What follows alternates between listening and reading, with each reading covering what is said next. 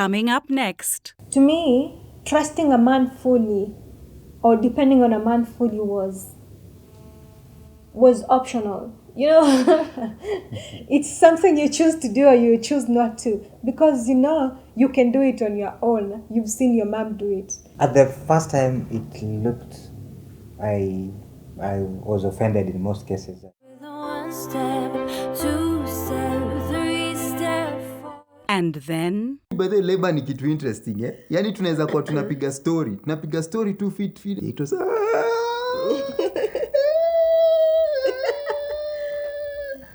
alafu unaona nini, yani unarudi nikaa hakuna kitu iliwahi happen, tuna move on, and so that was my day, and it's a very bad place I think for a man to be. From this moment, life has begun. From this moment, you are the one. Right beside you is where I belong. this is it. I get to marry the man of my dreams. And this is my dream wedding. Can't wait to live my life with you. Can't wait to start. I'm Edward Karof Oboto, a lawyer by profession. I'm Emily Mudhoni Karof, a banker by profession. And this is our dream wedding. The next time I felt this way was the moment that you spoke to me. It was more than just chance, it's our dance with destiny.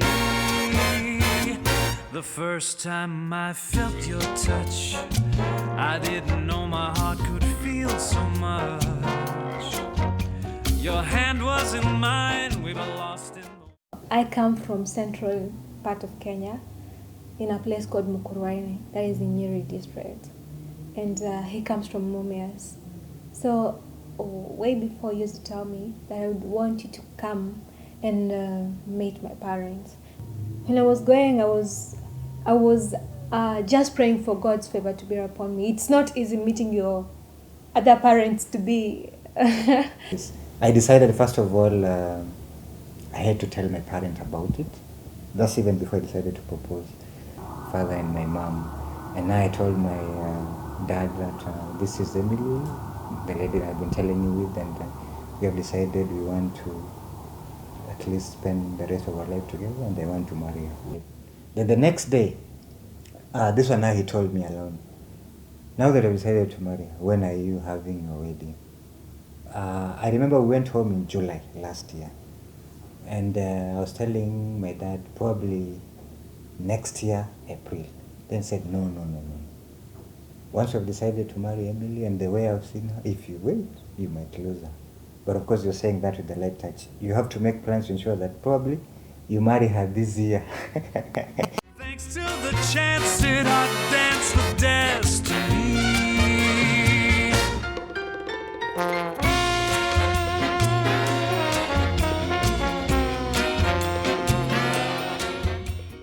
To me, it came as a surprise. First, the time seemed short, and to me, it looked rushed. But he explained it to me, and I thought truly it doesn't make any difference. Me waiting up to April or doing it in December, it doesn't make any difference, because the only thing that matters is, what have you decided? Have you fully committed yourself to him? Have he committed himself fully to you? That is all that matters. The times and the weddings and the big occasion, all those things will follow, but the decision is what matters. And I should say, while at home, she earned a lot of credits from my parents and our siblings who were there, and even she became their favorite. So I remember my mom would take her around. My mom would bring her overboard to assist her to cook, and the way she would cook, the way she would prepare the meals and all that. My mom could come and tell me, wow, this one, she's even doing it better than your sisters. And I think for her, my mom just wanted to grab her at that particular moment and say, wow, we don't need to wait anymore. They became the best of friends. The best thing is, they didn't give me specific tasks that I should do. And that was actually my worry, because it's not like I know how to perfectly do the additions. But the best thing is that I had school in Maseno. That is partly Western and Nyanza. So I had learned part of their culture and what they do and what they eat. But I assisted where I could. I would say my mother-in-law is not the kind of a person who tells you have to wake up at 6 and wash the dishes. After washing the dishes, you cook tea for this. No, but I assisted where I can. And I think that is what came out well, because she was like my mother. You know, a mother who tells you, if you're tired, I'll do this. If you can assist in this, it's okay. You see? And I think we worked much more as a team, not as a person who wants to show that I know how to do this and I can do it better. No. Yeah.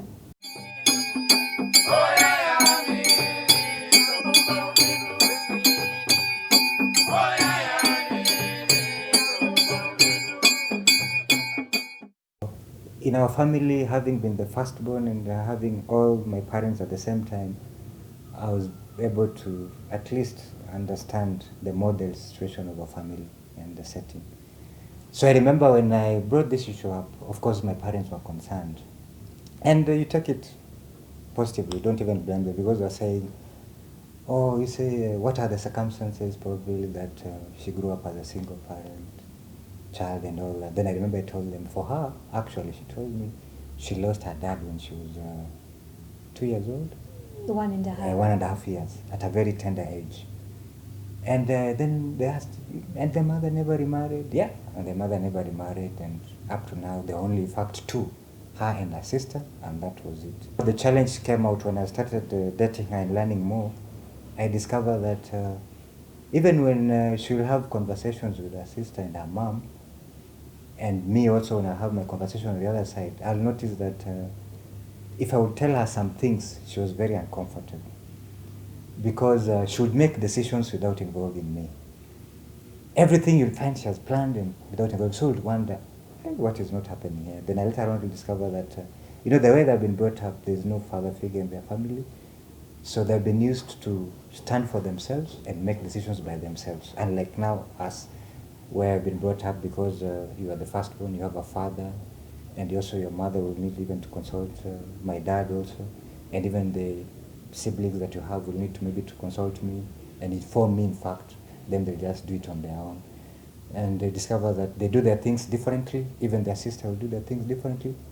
And even her mom will do their things differently. In fact, I remember there was a time she was planning something very important, and when you're planning now when you'll visit and how you'll visit, she will even plan everything without even informing her mother.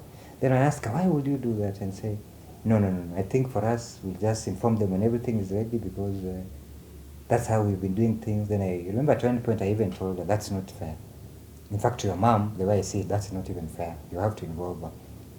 So I began to understand and to try and bring her on board that, now you're coming to a different setting. You have a different person. I'm the firstborn, you are the lastborn. It is true, there has been no father figure in your family. This has had a bit of a toll on your upbringing, because you've gotten used to doing things on your own. But at least now I'm here. At least show me, involve me in some of the things you're doing. At the first time, it looked, I was offended in most cases, and I would even tell her uprightly. But when I even spoke to some of colleagues of mine, they said sometimes this affects students. Children who have been brought up by single parents. And even remember when we went through the counseling sessions, actually now I was able to understand better. And we were able to be brought up on board together, at least to be at par, and even to understand and appreciate the different backgrounds we had. So at least that was a beginning platform, good for us to understand each other and better for us. And I can tell you, at least we worked over, and at least now things were far much better off for both of us.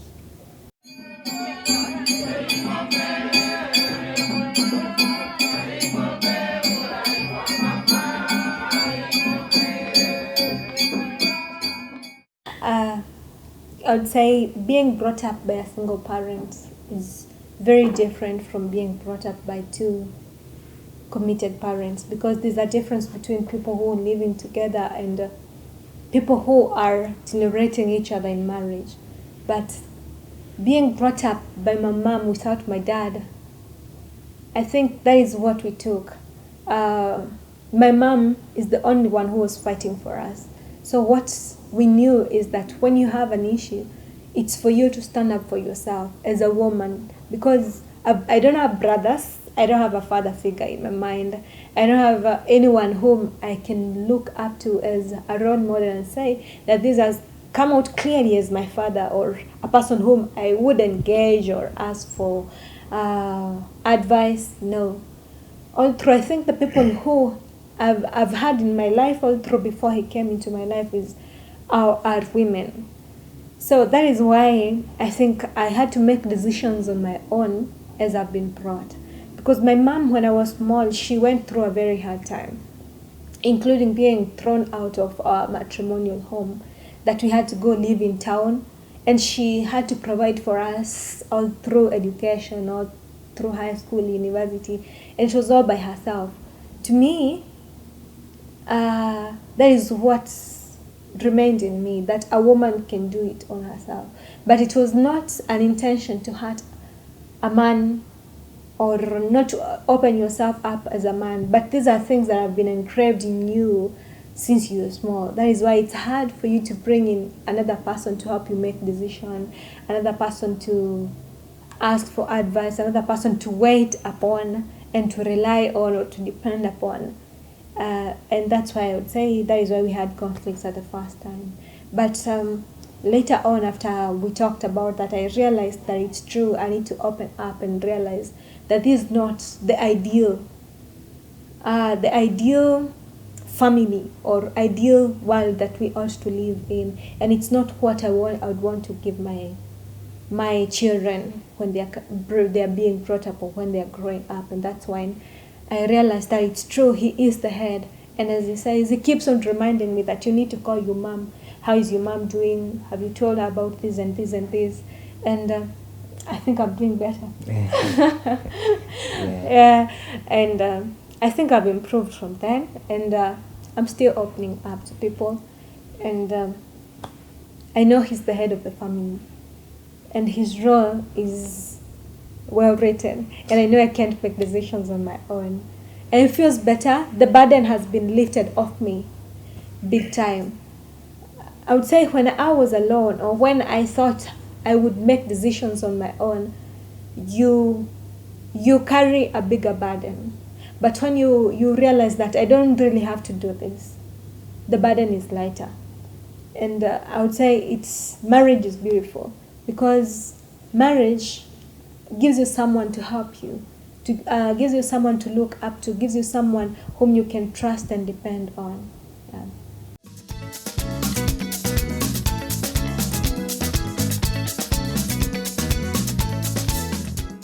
Coming up next. And I met him, and he told me that we have a small village. The secretary who was supposed to type marriage certificate, unfortunately, is away on leave. We've been able to get a replacement. And then Let me also challenge women enye kama bwana yako ana feel hata ezana kukua ndani, please muone tu huruma. Najua we all want our husbands to be there as we deliver, but if he feels he's not strong enough to, kwa nini aingie huko afeintie huko bure? Sasa Manaso atakusaidia wewe ama atasaidia bwana yako kumresuscitate? For better, for worse, I will love you. this is My Dream Wedding. My dreams came true. This is My Dream Wedding.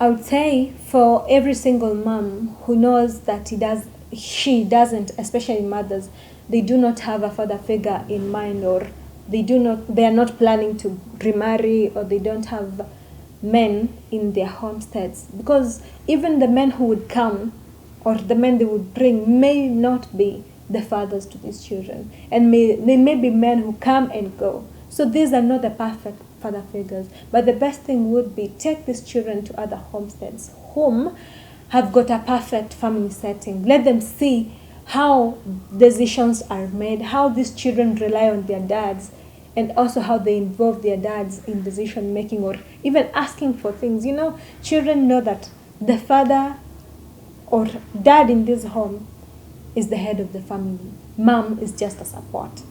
And this goes a long way. That is where I would recommend that every single mom seek out for their children, get a person whom they can look up to as a father figure. Either they can take them to relatives who've got a setup where there's a mother and a father, so that this child can learn. As she grows up, she will know that there's an essence, or there's need to have a man in the family, there's need to have a woman in the family. And also, if that is not possible, let them learn from different people. Always acknowledge another person and say, can you see Baba so and so? That is what a man ought to do. So that as this child grows, he knows or she knows that the father figure is an important person in a person's life, because a father gives identity. A father is the priest of the home. A father is the protector of the home. A father is the one who takes the head of everything in the home. And if this child does not know this from childhood, then even when he or she grows up, he or she will have a problem. To me, trusting a man fully or depending on a man fully was optional. You know, it's something you choose to do or you choose not to, because you know you can do it on your own. You've seen your mom do it. But in real sense, that is not what ought to be. That is, I would say, that took a toll on me. And I think through understanding how marriage works and through the counseling that we went through, I got to understand that things ought to be different. Yeah. I surrendered to the very thought of you long before we met. But a dreamer's dreams can be foolish things at best. But here you... The morning experience was wonderful. I think it's an experience that each and every girl and woman wants to have. I think I had made a decision that I would be happy. When you're outside, everything is cool. Until now, everything is quiet and people are waiting for you to go in.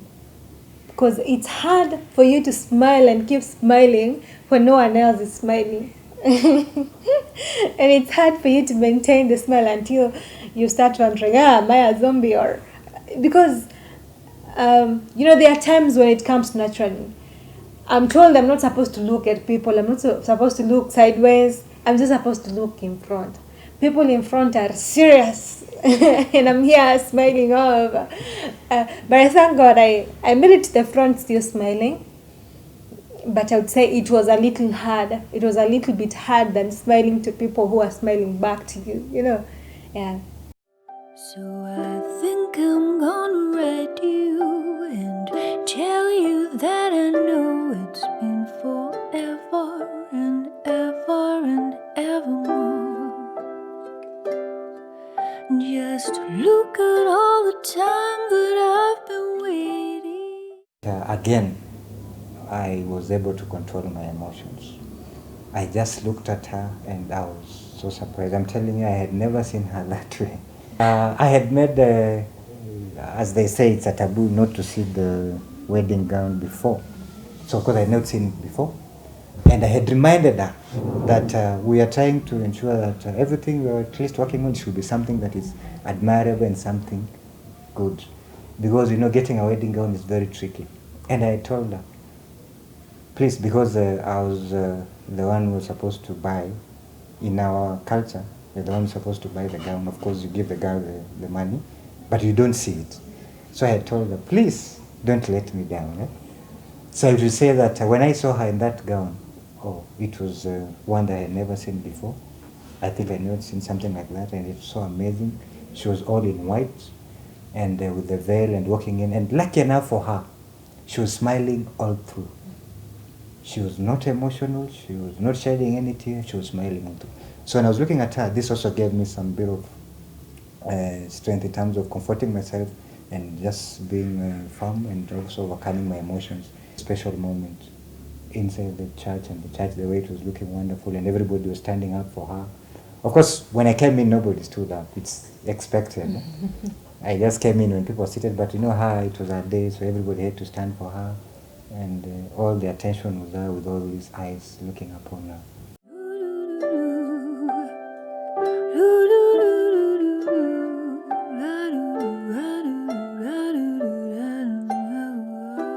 It was a hard time for my mom, I would say, more than myself. For my mom, especially when she saw that truly the day has come, and now she's giving me away, it was hard for her. Mimi ni mama ya Emily, huyu mtoto wangu, na furaha sana. Mom just said, I am the mother to Emily. She tried saying some few words, but she couldn't. But we all understood. She was overwhelmed with the emotions. Now I've been given to this person, I need to separate myself from my family and now join myself to this one. As the Bible says that you shall leave your mother and father and you shall cling to your husband. Take you, Emily, to be my wife. Take you, Edward, to be my husband. I promise to be true to you in good times and in bad times. The vows, now this is the time I was affirming and touching my heart like this, just to show how much I love her and committing to her. It just came naturally. That's how I said it. I will love and honor you All the days of my life. All the days of my life. It was a serious moment, I would say, and at the same time a divine moment. To me, it struck me that it's done. I cannot go back. It's a commitment and it's a life commitment. Through my memory, see all that we have done in my dreams. In my dreams. Sio mwanamke, ni mwanaume anafanya nini? Anaongoza. Lakini dance ya ndoa ni mwanaume anaongoza, alafu pia anampatia mwanamke anafanya nini? Anaongoza. Tunaelewana? He actually said that marriage is like a dance. I don't know why he used that analogy, because you equip it in the broad sense of life. So you have to ensure that you're leading your spouse, you're leading your partner in whatever aspect, on various aspects of life. And you also ensure that because you're in a marriage and it's a dance, you have to enjoy it together. I think that's what he basically meant.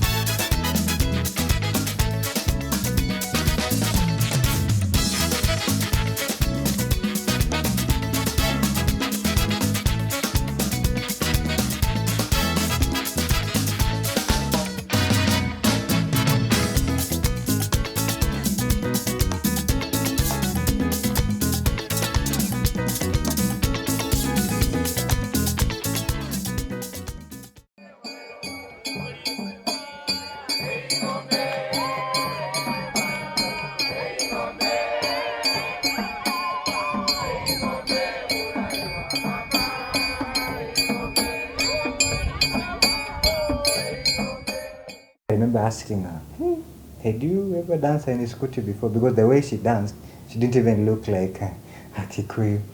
She danced even better than the Luhya ladies will do it. It was beautiful to me. I would not say that I had rehearsed or known how to dance, but I think it's just the heat of the moment.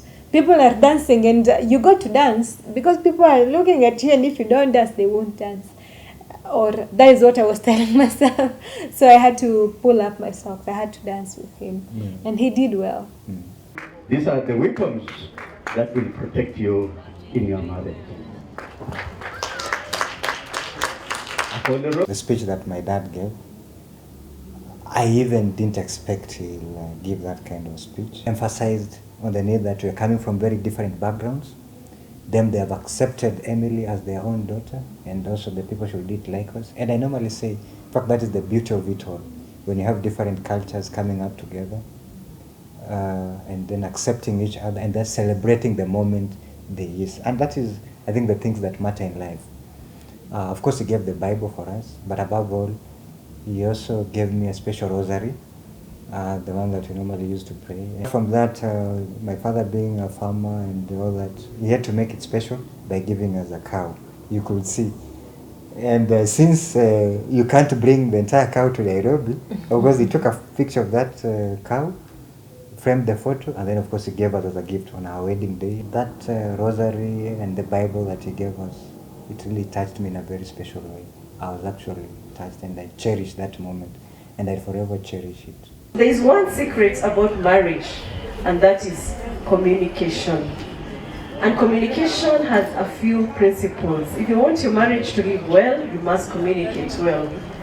And the first thing is communication depends on how the person who is being communicated to responds. If Emily comes shouting at you, don't shout at her. Just be calm, and that will be okay. And that is the first principle. It's always the small things or the small foxes that come and eat something in your vineyard that makes things fall apart. And that is what I took from her speech. Wapi makofi ya keki? Keki macho na naona. Oh sweetie, sweetie, sweetie, keki ni sweetie. Sweetie, sweetie, sweetie, keki ni sweetie. So when I traveled abroad, I secretly bought an engagement ring for her, and I came with it, and then I had to plan for the proposal. I took her to Masai Mara. She had gone to prepare and take a shower so that we can go down for dinner.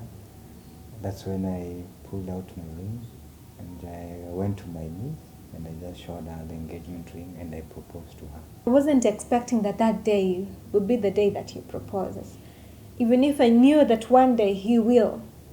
Because I remember months before, he had asked me that what kind of ring would you want for your engagement? But I didn't know when, I didn't know if he bought, I didn't know when he was planning that he will do this. So when we went there, it came as a surprise, and it was a pleasant surprise. I can advise those people who are planning, because you're planning for a wedding, when you make that decision that you want to do your wedding, I think it's advisable you just proceed with the plans. You don't backtrack. I know it can reach a point people start saying, oh, we're not going to manage. One thing I've noticed, and I've spoken with various people, once you make that decision, please just move. Things will fall into place. In marriage, sometimes there comes situations, there comes tides, and there comes times that you are high or low. And in all these times, you need to be together. That support is very necessary. And I think that is what I've learned. And that's what I would really appreciate that people do in marriage. Support each other and be there for each other. Be ready to get tired of each other. Not getting tired in terms of nimechoka, but doing an extra thing for the other person until you say, yes, I've done my best. Because when you reach at that position or at that point, you know that there's nothing else that God can accuse you of. And the other person also will do the best for you. So be ready to get tired for each other. Coming up next. So you never taught how to be a father. We learn on the job. For better, for worse, I will love you. This is My Dream Wedding. My name is Afrisha Njoki. I'm the proprietor of Sensuous Brides. Yeah, and Sensuous Brides, this is where brides coming and they are sorted out. Okay. How was your experience at the Samantha's Bridal Expo? My experience was fantastic. I did like, it was really good. Yeah, I enjoyed interacting with my clients, interacting with brides, interacting with everyone who came on to our stand. It was amazing. I really thank God for the opportunity. Would you recommend a Samantha's Bridal to another exhibitor, or is it something you would do again? Basically, yes. In fact, I'm so on for the February one. And I actually encourage every other exhibitor to come, every other person who is in this field to come, because united we stand.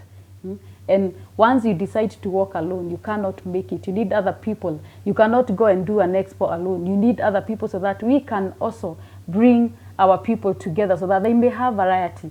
If I went there and I'm alone, I cannot give every other person who comes in what they need. It is good to have variety so that people have all the reason to identify what they want. It gives people that opportunity to get what they're looking for. I'm so proud of Samantha Expo. My dreams came true. This is My Dream Wedding. Non, rien de rien. Non, je ne regrette rien. You know, I think men, tunakwanga place mbaya. We don't have those forums where we, you know, when before marriage kuna baby bridal shower, before mtoto akuje kuna baby shower. So I think for women you are prepared on what to do, what to expect. But for men, we learn on the job. And so for me it's been a good learning. It's been a good job, Bana. It's been from the word go. But one thing I had purposed, even before mtoto akuje, is that I will intentionally be present in this child's life. And so what are those things that will allow me to bond with her? And they are not manly things, by the way. Kuosha mtoi, kuchange diaper. No, hizo ndio vitu nilikuwa nafanya akikuwa small. That zinatualao, tuna bond. Unajua ukikuosha na mtoi unakaongelesha, unambariki, unajua, unakaimbia, hizo vitu ukichange diaper, unanukiwa, unajua, unanukiwa unasikia mimi baba kweli, mimi una bond, tunacheza na yeye. It's not just about providing pekee, but hata kuspend your time. Kani kucheza, baba, come tucheze, tuna play. Such things allow bond, and pia kusupport wife during your time. Mtoi ni mdogo. Now I hope that she'll know that her dad loves her, you know, that she'll never go out to look for love in a man because she does not feel loved. That yani atakuwa anajua baba ndio first love wangu. That I can set a bar that she will gauge whichever man she comes into contact with.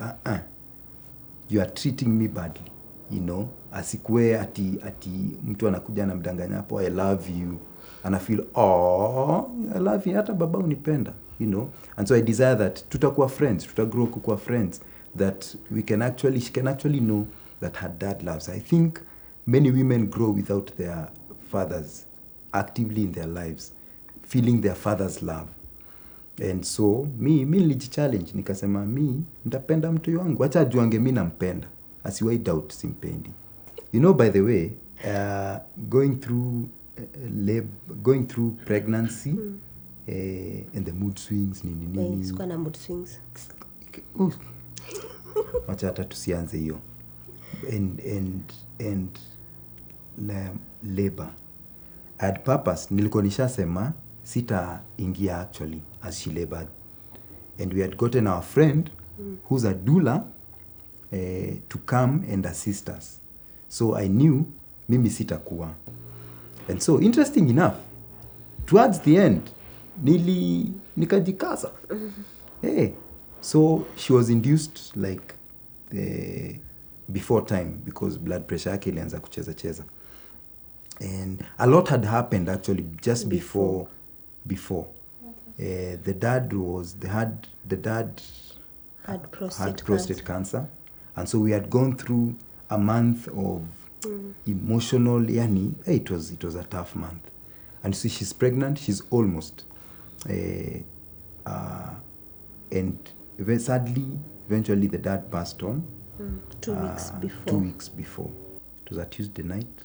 Kampeleka, nikamwacha. Yes, I remember. Yeah. It was a Tuesday night. Early the following morning, went to Hosi. And labor had begun, progressive labor. So mimi naka notebook kangu hapo na bairo na watch. Kazi yangu ilikuwa labor. Record the timing of the contraction. Contractions zina space out nini.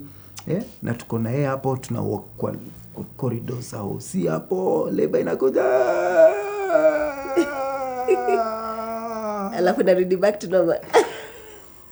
Unaona by the labor ni kitu interesting Yani tunaweza kuwa tunapiga story.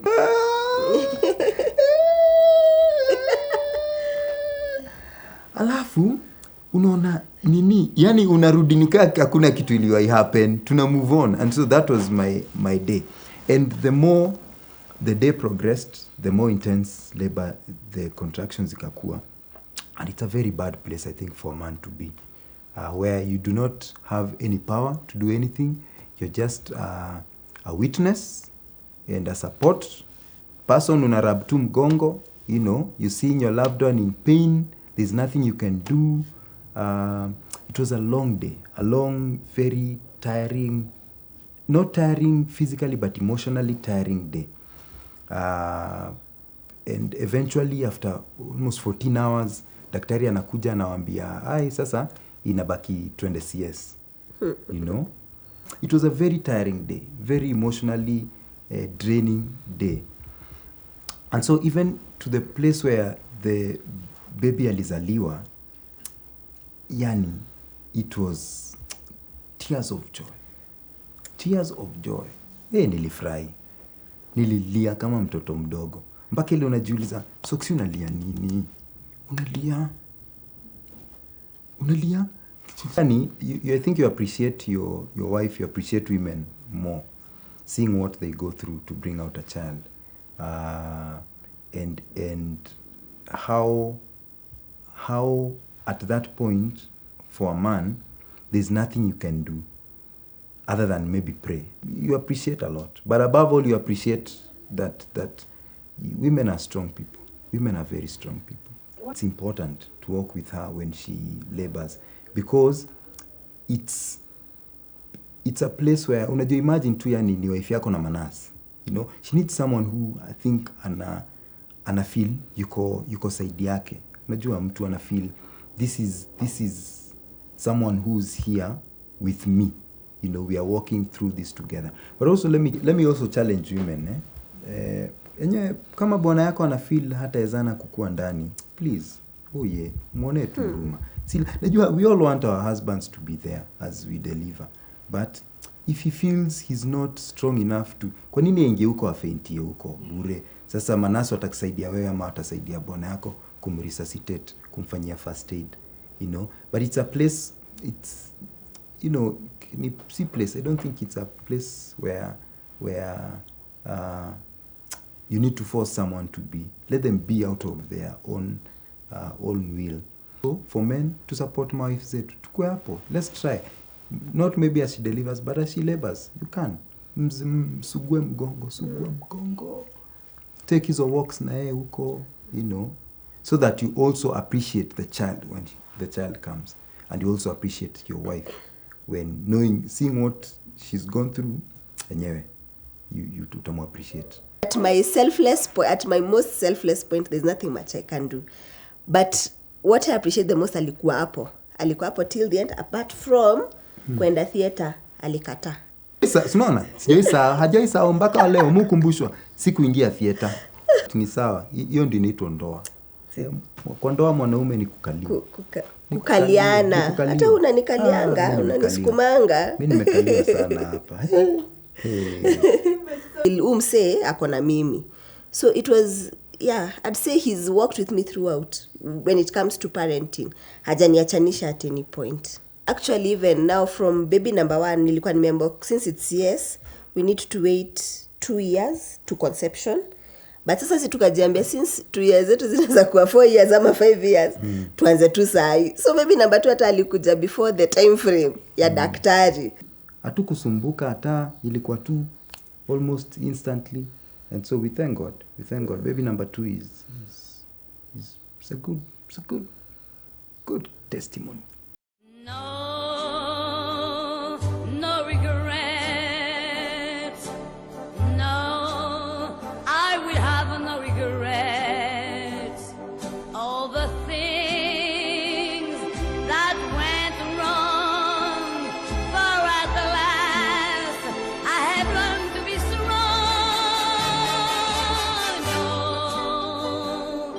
No regrets. No, I will have no regrets for the grief